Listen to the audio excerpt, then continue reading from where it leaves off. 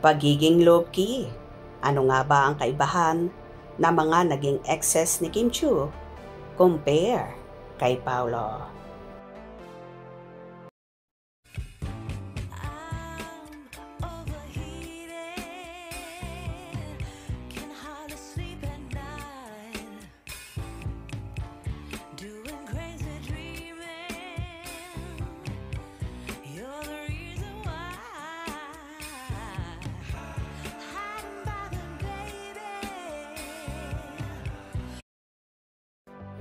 Usap-usapan nga sa social media ang pagkakaroon ng ugnayan ng magka-love team at mga bida sa new series na The Alibay na sina Kim Chiu at Paolo Abilino. Tila unti-unti na ngang lumalantad ang dalawa sa kanilang natatanging relasyon. Nabuking naman na kahit hindi sila umamin sa publiko. Marami naman ang nagsasabi na tila ibang-iba daw si Paolo sa naging mga exes ni Kimi na napaka-low-key nga ng kanilang relasyon. Ano-ano nga ba ang kaibahan ng isang Paolo Abilino sa isang Gerald Anderson na 4 years ding tumagal ang kanilang relasyon ni Kim? At ang huli naman ay ang ex-jowa niyang si Sian Lim, kung saan umabot naman ng more than 1 decade ang kanilang pag-iibigan. At ito nga ay umabot ng 12 years. Ang bigat ng eksenang ito ay mas lalong naiintindihan kapag inihambing sa mga nakarang love team at relasyon ni Kim Chiu. Hindi maiwasan ng mga netizen ang pagkumpara, lalo na kina Sian Lim at Gerald Anderson. Mga personalidad na minsan ngang naging sentro ng buhay pag-ibig ni Chinita Princess. Ang pag-ibig noon, ayon sa maraming tagamasid at maging sa mga staff ng showbiz, ay tila bida-bida lamang kapag may kameras.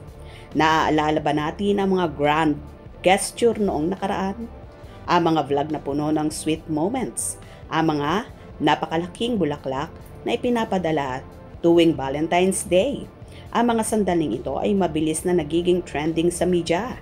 Ginagawa itong sentro ng usapan, isang forma ng publicity o pambabakod na madalas ay walang laman. Ayon mismo sa mga opinyon ng mga taga-suporta at sa mga lumalabas na detalye, ang pagiging sweet ng ilan ay tila performance lamang na ginagawa para sa ratings at likes. Ang tanong, totoo ba talaga ang pagmamahal at pinapakita nila? Ay nananatiling nakabitin sa hangin at hindi nga nagkamali ang marami. Ang relasyon ay nagtapos dahil sa di umano'y panloloko na nagpatunay na ang pag-ibig na showy ay hindi laging solid. Kabaligtaran ang ipinapakita ni Paolo Abilino. Kilala natin siya bilang isang tahimik na tao, isang aktor na mas pinipiling patunayan ang sarili sa kanyang gawa kaysa sa kanyang personal na buhay.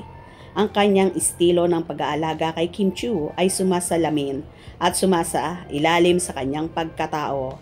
Hindi niya kailangang ipakita sa buong mundo ang bawat bulaklak na ibinibigay niya o bawat date na pinupuntahan nila. Mas pinipili niyang ilaan ang enerhiya niya sa tunay na care at suporta na kailangan ni Kim, lalo na sa mga sandali na walang kamera. Ang kanyang presensya sa rehearsal ay nagpapakita na ang kanyang pag-aalala ay hindi conditional. Hindi ito nakadepende kung siya ay on, off, cam. Ito ang pinakamahalagang aral na hatid ng Kim Pao sa showbiz. Ang tunay na pag-ibig ay hindi nakikita sa view count, kundi sa aksyon. Ang pagiging low-key ni Paolo ay hindi pagtatago. Ito ay pagprotekta sa kanilang relasyon mula sa ingay at judgment ng publiko na nagpapahintulot sa kanilang pag-ibig na lumago ng tapat at totoo. Ito nga ang malaking pagkakaiba ni Paolo kumpara sa mga exes ni Kimi. Natahimik si Paolo, pero idinadaan niya sa gawa ang lahat at hindi na kailangan ang kamera. Hope you enjoyed.